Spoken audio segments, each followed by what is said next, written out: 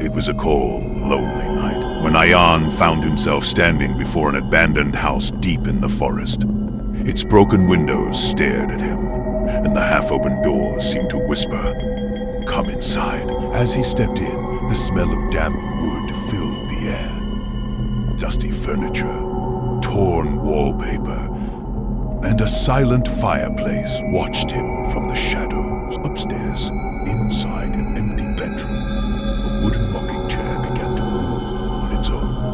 No wind, no sound, just the slow, eerie creaking back and forth in every room. The mirrors were turned to face the wall, as if someone didn't want to see what lived inside them. As Ayaan stood in the hallway, a cold whisper brushed against his ear. "Don't turn around." He spun toward the mirrors and froze.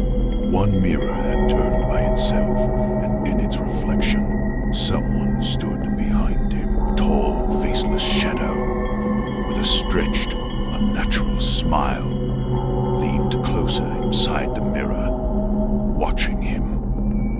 Hungry, the glass began to crack from the inside, like something was trying to break through, trying to enter the world outside. Terrified, Ayaan ran down the stairs, breath shaking, heart pounding.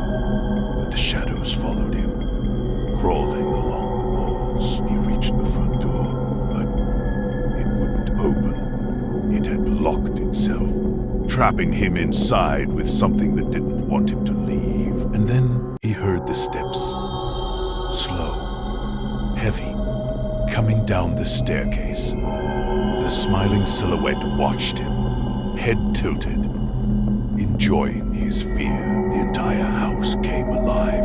Faces began to appear inside the wooden walls, pale, silent, trapped souls. Their eyes followed his every move. The shadow reached out, placing a cold finger on Ayaan's forehead.